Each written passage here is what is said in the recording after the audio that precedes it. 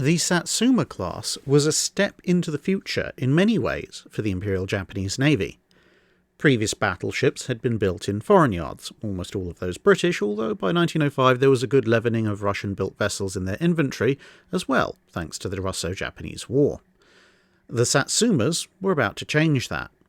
Whilst a few more Imperial Japanese Navy warships would be built overseas, from this point on, the majority of Japan's capital ships would be built in Japan. Another advancement was that these were to have been the first all-big gun battleships, predating the laying down of HMS Dreadnought by about half a year. This layout essentially copied the one that had been proposed by Cuniberti as the ideal battleship for the British Navy, with a pair of twin 12-inch turrets fore and aft on the centreline, a twin 12-inch turret either side amidships, as well as 4 single 12-inch turrets, 2 per side, each halfway between the amidships, and fore or aft twin turrets, depending on which direction you were going. However, this was not to be. Japan had licensed the Elzig 12-inch 45 caliber gun, but was unable to produce enough of them in time for the projected completion of the ships. Plus, the overall cost estimates for the vessels had kept on rising, and there was only so much money to go around. Instead, the wing 12-inch turrets were all replaced by 6 identical twin 10-inch turrets, which made the ships semi-dreadnoughts. Satsuma was thus laid down to this modified arrangement in May 1905, but it turned out that the armoured cruiser Tsukuba had been started at the beginning of the year on the slipway that was needed for Aki, the second ship of the class. This resulted in Aki being laid down 10 months after her sister ship once the slipway was clear thanks to the launching of the armoured cruiser. But the resulting gap in time meant that many details would differ between the two ships.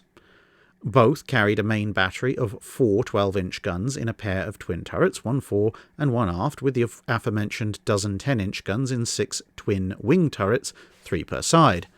But Satsuma had a far more extensive, but smaller caliber, tertiary battery of 12 single 4.7-inch casement-mounted guns, whilst Aki had 8 single 6-inch guns.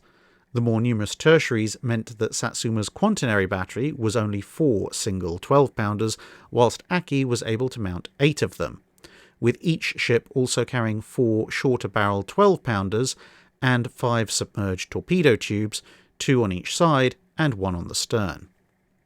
Armour was 9 inches of Krupp steel on the main belt, with 4 inches at the ends, with a maximum of 3 inches on the deck. 6 inches of armour was found on the casemates, with 8 inches of armour on the turrets of Satsuma and 9 inches on the turrets of Aki. Speed was also different. Satsuma used just over 17,000 indicated horsepower via a pair of vertical triple expansion engines to get to somewhere between 18 and 19 knots, whilst Aki used 24,000 shaft horsepower driving a pair of turbines to top out at just over 20 knots.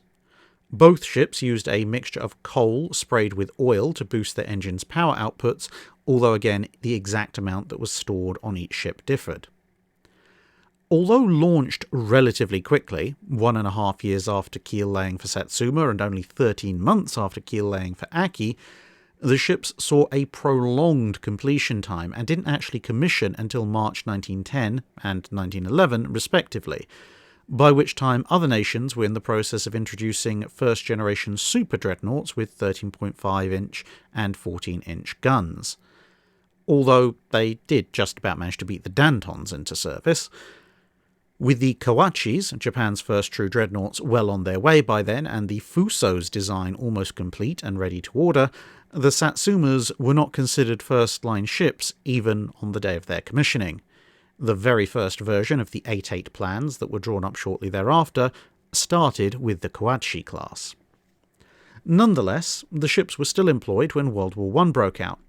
Satsuma being the flagship of the Japanese fleet that took many of the German Pacific Island colonies, with both ships otherwise serving to safeguard Japanese interests in home waters against potential raiders, their relatively high speed and heavy guns being part of the equation that included the recently commissioned Kongo that led to Admiral von Spee concluding that he couldn't remain anywhere near the Imperial Japanese Navy. However, the ship's service careers would barely last over a decade. With the Washington Naval Treaty coming into force, even Setsu, the surviving Kawachi class by the end of World War I, was over the limit for Japan's naval allocation, and so the two Satsumas were rather rapidly decommissioned, but were given a somewhat more dignified send-off than just being sent to the scrapyard, as both of them were turned into target ships and sunk by gunfire in 1924 by combined salvos from Kongo, Hyuga, Nagato, and Mutsu. That's it for this video. Thanks for watching. If you have a comment or suggestion for a ship to review, let us know in the comments below. Don't forget to comment on the pinned post for dry dock questions.